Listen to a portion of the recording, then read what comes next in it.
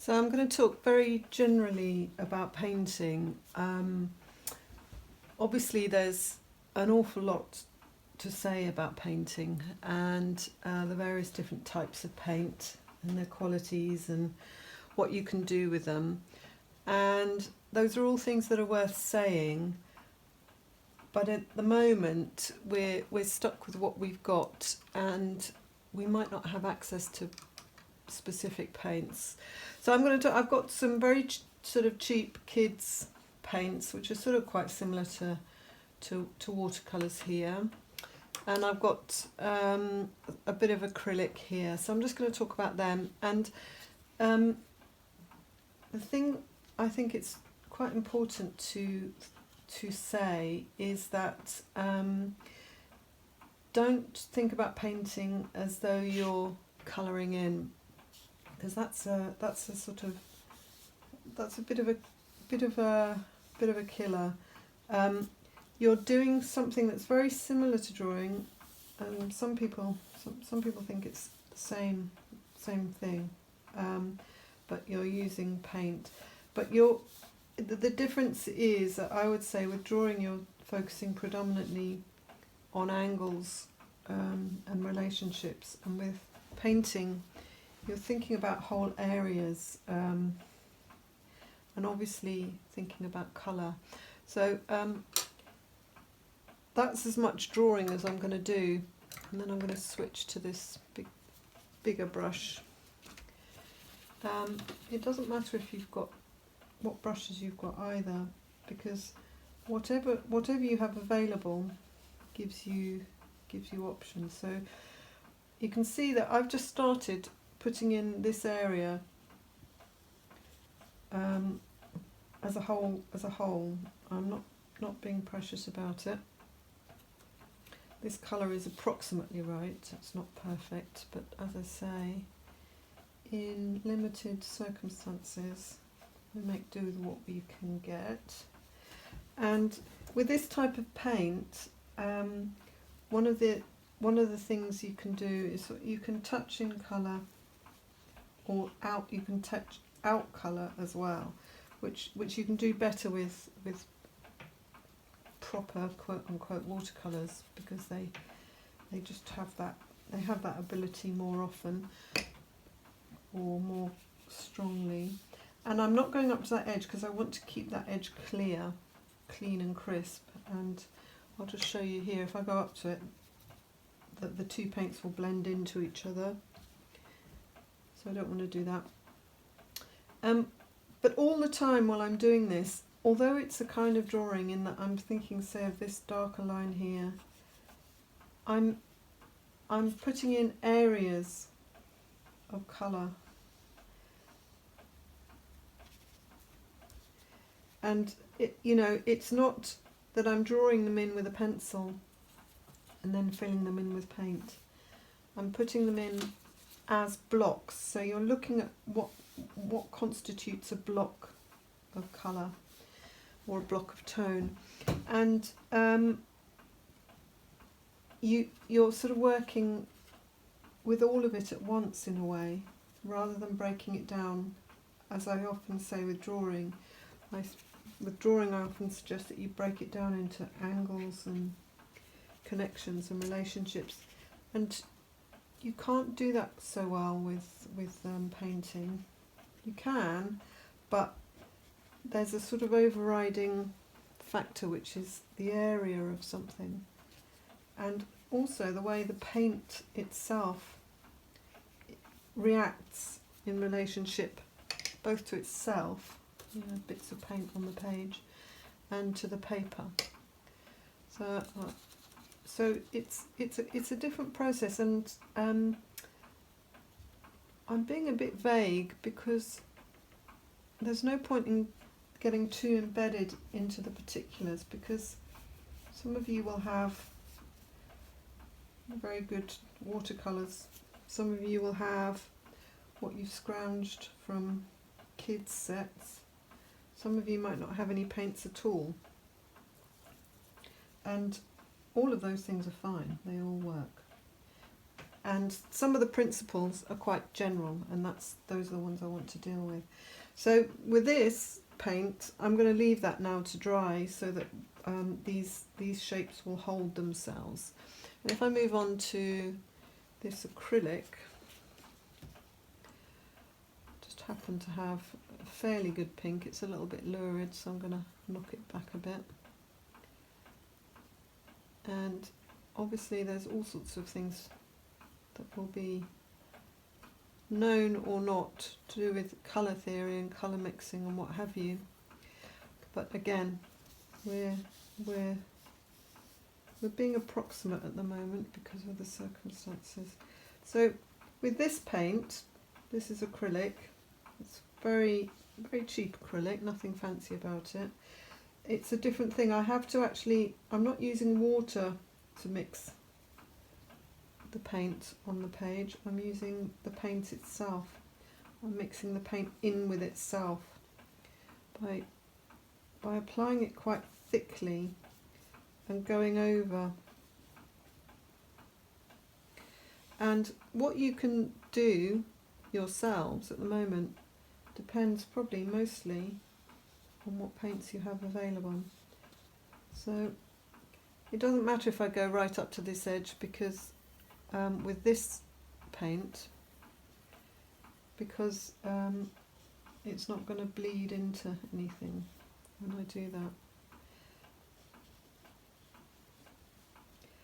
So you can lay it on quite thickly and then come back over if you want to adjust. So I've got a nice light edge here, so I can stick on some white, and then I'm just giving the brush a clean, and then push some more lighter pink into that, so you can see I'm sort of mixing the paint on the paper.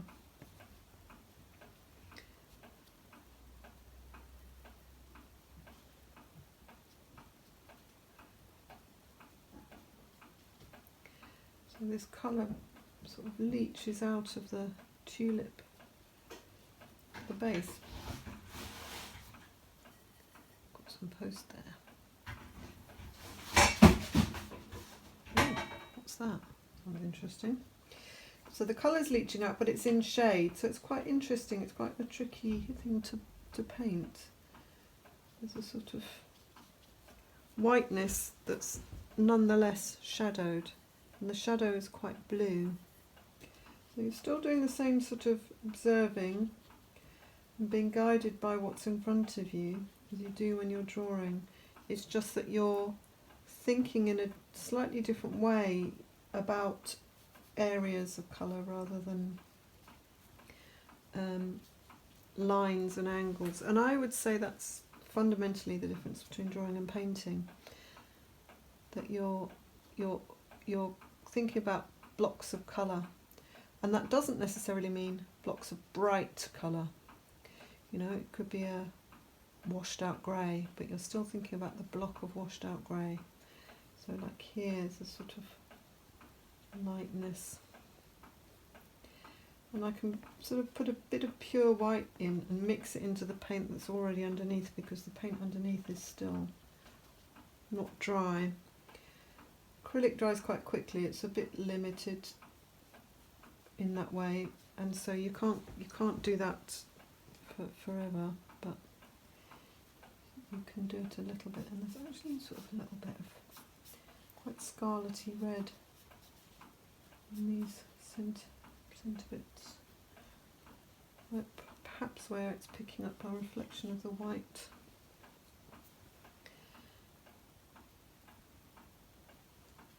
So now I'm using a bit of blue and a bit of red,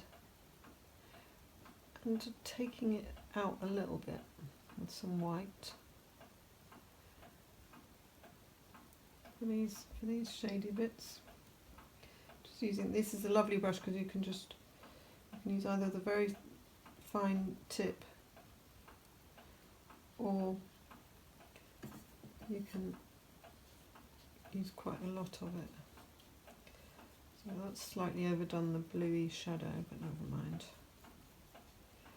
And the other thing you can do is you can push colour over what you've got below, and want the sort of scratchiness of the application means that what's underneath shows through. Oh, is that a bit of my colour from over there? Never mind. Yeah, I mean, I mix colours from different types of paint all the time. Probably not supposed to. People do like to get rather purist about things, but I don't think it's generally necessary. Okay, so that will do for my lightest green. And I need to soften it a bit.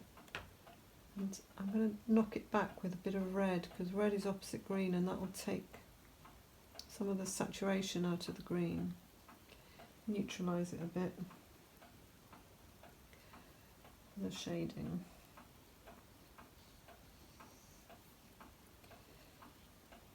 So you can see I'm sort of actually, I'm drawing with the brush here, but I'm drawing in terms of areas of colour, and the darker green down the stem here. So leave that one for now. I'll come again, I might wash over that one when it's a bit dry as well. I'm just using the same brush here because, you know, there's absolutely no reason why not. And coming back to this, and I want to bring out some of the pink a bit more. And because it's still slightly wet underneath, it takes the paint away in quite a nice way. And I can't necessarily control that completely, but when it happens, it quite often does quite a nice thing. So now I'm going to come up to this edge.